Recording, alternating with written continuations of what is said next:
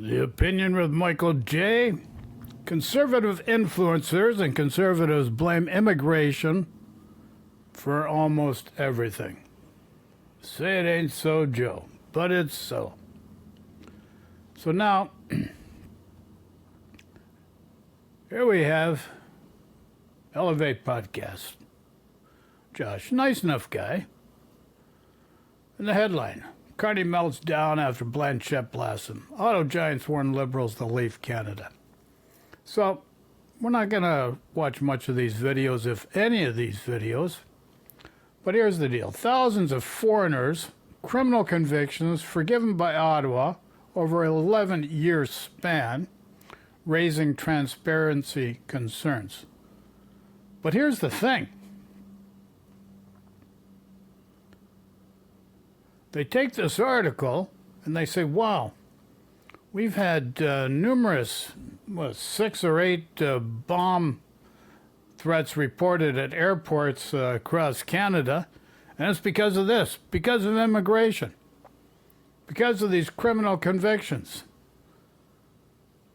Meanwhile, one of the things about immigration, if you want to come into Canada, you got a record, and it's the same as if you lived in Canada and were a natural citizen of Canada. After 5 years, you can apply for a pardon. One of the limitations on immigration is it's only after 5 years that you can get a pardon to come to Canada.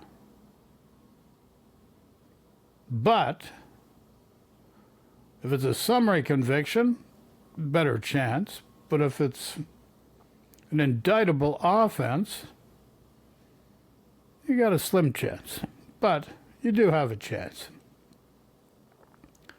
But this is the circumstance whether you're a natural citizen born in Canada or an immigrant coming into Canada. This is what nobody tells you. And that's Elevate Podcast. Then we've got Judo News.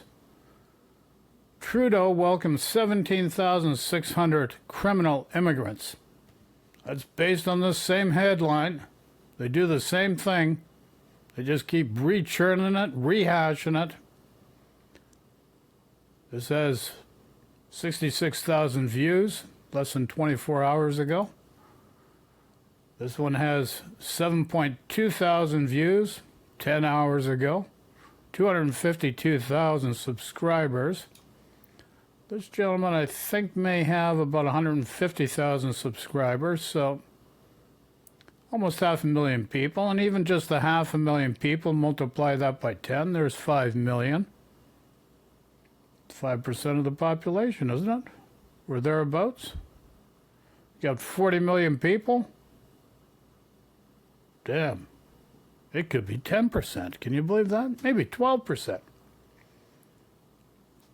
I might be stretching a bit, but nonetheless, that's really the influence. But people buy into this. It actually riles up the base. Juno News. Media flips on Canada and the end of EV mandates. So it's all hype. It's all to create drama, to create fear, to stoke anxiety so you can't think for yourself. And here's Juno News. Carney is outspending Trudeau. Smith wants separation, or warns separation. Book bans, mass graves, the war on truth. Liberal government paid for disturbing sex research. This is another good one. Blocked pipelines by a law professor. Nice. Law professor dealing with pipelines? Right. Carney Liberals to pursue gas-powered vehicle ban. Like all this stuff to stoke fear and anxiety into people. And Carney goes woke. And that's the lesbian gay thing, too. Like this is everything to divide everybody. Everything to divide everybody. And then here we have Heather Cox Richardson, a historian, very intellectual person, very pragmatic, down to earth. The truth about migrant labor and America's economy, because the same thing happens there. So why MAGA wages war on history? You look at this byline, manufactured immigration crisis. So do you understand what we're having here? This is a manufactured immigration crisis in Canada. And it's being stoked by this, Juno News, and all their various channels. They got lots of channels. Elevate Podcast, more and more, and many others. Now I'm going to give you an example of how we are being bombarded and with what we're dealing with. Now, bake on things, or bakes on things, I call them half-baked. I did actually a response to one of his videos because I showcased it in one of my videos. So I posted in the video, and this guy has 19,000, only about 20,000 subscribers, but still 20,000 subscribers. Multiply that by the word of 10, there's 200,000, almost 250,000. And I marked in my comments, conflating opinion as fact is half-baked. Trying to use a little humor here, folks. Another episode of the divide and conquer crowd. Just saying, folks. And then I got a response. Not sure what you mean by this, but okay. And I got a heart for it. So, my message is very to the point, but it's not understood. And this is really dangerous because people are creating these points of view, conflating opinion, because it is opinion, into factual, but it's not factual.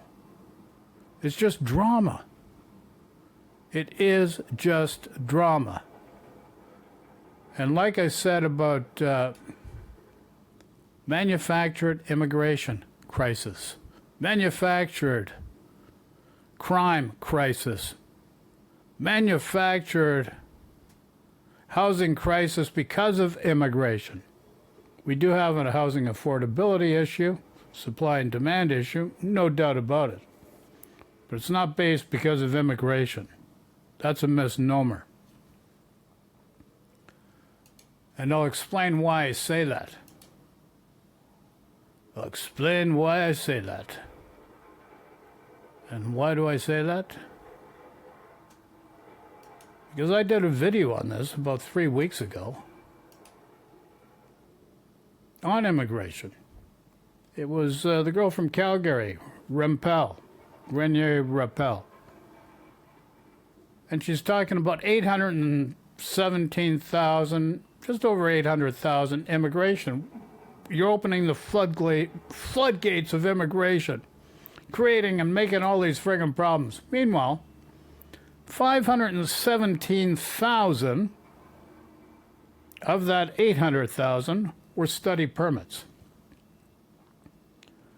And a study permit has certain guidelines that have to be adhered to. They have to be a designated learning institute eligible because they have to show that their study permit allows them to study in Canada at a designated learning institute. They have to or should apply for a study permit before traveling to Canada. And when you apply for a study permit, you may also be assessed for a temporary resident visa or an electronic travel authorization at the same time. And to be eligible for a study permit, you must be enrolled in a designated learning institute. So you have to be already enrolled in a program in order to be eligible. Demonstrate sufficient funds to support your studies. Have no criminal record. Meet health requirements. And prove you will leave Canada when your permit expires. So therefore, they're bringing money into Canada. They're helping the economy, helping our learning institutions pay their bills, and yet you're putting this blanket thing, immigration is the result, creates every problem we have. And meanwhile, the housing crisis, like I know, because I've known numerous people that have property, and they actually rented rooms out to a couple that were actually doing the study permits. It helped them pay their mortgages because expenses and costs are high. And so you're hurting people that are relying on this to get by, and every person that comes here is going to spend money because they've got to buy groceries, got to buy food, got to get around. They're just going to help the economy. But everybody's saying this immigration, it's a problem, and we're only 2 months in to the new Prime Minister's mandate. Only 2 months in. That's it. And already everybody's beating the bush. And why do I say that? Well, we got another issue. And here's the issue. The government of Alberta, no pipelines. Meanwhile, under the Trudeau term, this is going to be hard for you people to wrap your head around. Trudeau had an LNG Kitimat to the west coast, Trans-Canada pipeline to Surrey, BC, west coast. And those two projects did more than the Stephen Harper, Pierre Poilievre 10 years. So where's that lost decade? You blame liberal lost decades, another platitude and slogan of Pierre Poilievre. And you got to say, what about the lost decade under the Conservatives? Okay, there you go. Number 2, Danielle Smith blames every problem. Every problem? Oh, let's see. Here's her 9 points. 9 points. What's her 9 points? Oh, baby. There you go.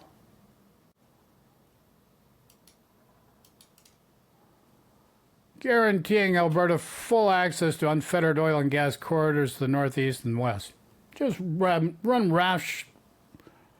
roughshod over everybody. It doesn't matter about anybody else's rights, but Alberta trumps everybody else's rights. Right. That doesn't get in the way of you getting pipelines. You got to get the deals first.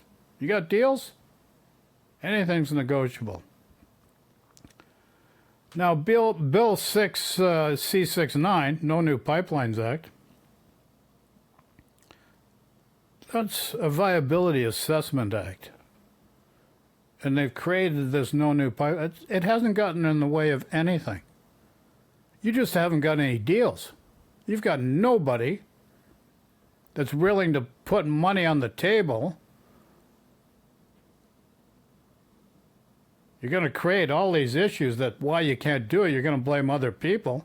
You got no deals to begin with. And if those points of interest were an obstacle, any agreement you could have could be non-binding till those obstacles are dealt with and negotiated with to a suitable manner that works for all parties. But no, you've got no deal to begin with. Lifting the tanker ban off the BC coast, that's a tricky one. But you do have a huge LNG project that just is coming online. Kitimat. You've got the Trans-Canada pipeline where the feds actually spent billions and billions of dollars going to Surrey that's coming online. And then the one with Trans-Canada, you say, oh, the costs are just so much, only because of the feds. No. Kinder dropped the project because of the cost.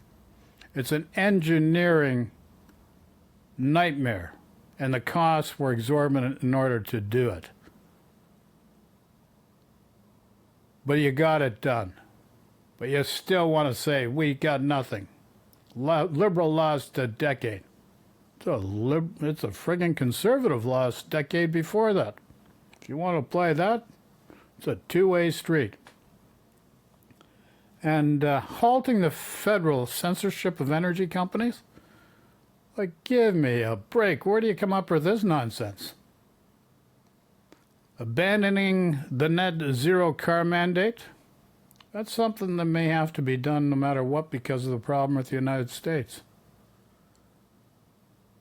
And, that's across Canada. It's not exclusive to Alberta. Ending the prohibition on single-use plastics?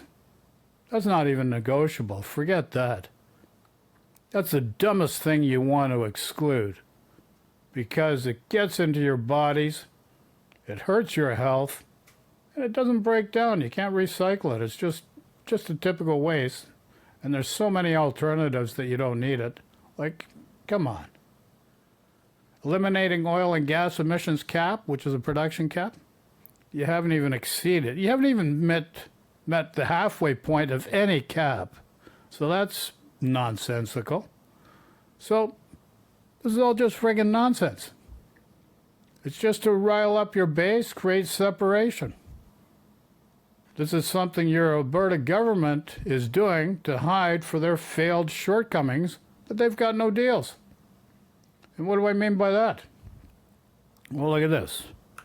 Enbridge, which is one of the actual only active, for the most part, investors in Alberta, did a deal with the Alberta government in January. You've had 7 months. Where are the deals? A letter of intent with Enbridge. But here's the thing, you're probably just going to double up on already existing. You're going to take the easy route, low-hanging fruit. But still, 7 months in, we haven't seen anything, so go figure. Go figure. So, we got this created housing crisis. Meanwhile, you're blaming immigration. Blaming immigration. Meanwhile, those permit studies, which is a majority of the immigration, or the study permits, helps landlords pay their mortgage, helps everyday people with their expenses. So you're only just hurting yourself. That's just nonsensical. Airport bomb blasts, you're basing that and blaming immigration. Another pie-in-the-sky thing, crime based on immigration. Usually immigrants are the minority. Based on the United States figures, it's the naturalization citizens that are the real problem with crime. So whether that is the same in Canada, I can't say because I don't have the records in front of me. So here's the real problem. And as I've shown you with this baked on things, half baked, doesn't even know what I mean. So the followers, the conservative followers, which are the mostly Maple Mega North, this is what it's turned out to be, just go on slogans and platitudes. Just find their identity by politics, doesn't matter if it's right or wrong. They just find their identity. It gives meaning to their lives by following these politics and these political extremists from the right. And they believe almost everything they're told. Nobody does any fact-checking. Doesn't happen. They use X for their source of news. They use Truth Social for their source of news. So let's look. Well, I got to show you this. Let's look at this. Enter Elon, and also he's going to be impressed by Elon because Elon is so rich. So right. I think that Elon went in with that level of certainty. Obviously, he could have an impact on Donald Trump, and many people have felt that before. And it never turns out that. You look up to Donald Trump as the savior of Canada's freedoms and everything else, and this guy is only out for his own self-interest. He doesn't care about anybody else. I witnessed him in Panama, laundering money for the Russians, laundering money for the Colombian cartel, drug cartel, laundering money for the Mexican drug cartel. Like, come on now. It's time to wake up, folks. That way, you cannot have an impact on someone who has an absolute inability, among other things, to listen to anyone. So you have always predicted that between Elon and Donald Trump would always win. Do you still think that? Do you think that Elon actually has the smarts to outwit Donald Trump and cause him really grave damage now that, as you say, this is a blood school? Well, let me add another corollary to that. Donald Trump is self-destructive. So when Donald Trump loses, which is often, I mean, he lost, yeah, it's frequently, right? Lost the presidency. Right. It is usually because of things that he has done. So right now, he has just set himself up with this big, beautiful bill to lose everything. I mean, he has, by forcing Tom Tillis, the senator from North Carolina, to decide he's going to leave politics, and he's partly doing that because Trump has gone after him. You know, here's a guy who said, I'm going to vote against this bill. These are my reasons. So Trump steps out again, social media, to demonize the guy, to vilify the guy, to say, I am going to primary you, I'm going to destroy you. You know, I mean, again, this Trump language, it's always... it's vindictive. It's either you are the best, right, or you are the worst. Or the worst, and I'm going to destroy you. You know, right now, Elon, he's destroying Elon. You know, after so many months of Elon was the smartest man yes. in the world. So he went after Tillis, and Tillis said, life is too short, basically. I'm getting out of this, thereby creating an open seat in North Carolina, which is a very purple state, and it is very possible that the Democrats will take that seat. So that's Michael Wolff. He's done $4 on Donald Trump. Met with Donald Trump many, many times. Did $4 on him. Knows what Trump's about. And he told you about X and Elon Musk. Now it's manipulated for Elon's purposes. So there's no free speech there. Same with Truth Social. It's just a conduit for their propaganda. You use the National Post and the Toronto Sun. There's another form of right-wing propaganda. Hedge fund of the United States. We keep hearing from the Trump administration that it's going after criminals. And in fact, about 8% of the people they have arrested have criminal convictions. The rest do not. So that's 92% of people don't have criminal convictions. What they are doing is they are defining anybody who has broken an immigration law as a criminal, even though that's a misdemeanor, it's not a felony. But that's how they got around that language, which, by the way, before the election, I had it out with a MAGA Republican who said I was wrong. And here's a newsflash, I was right about that. So there you go, folks. There you go. What more can I say? So,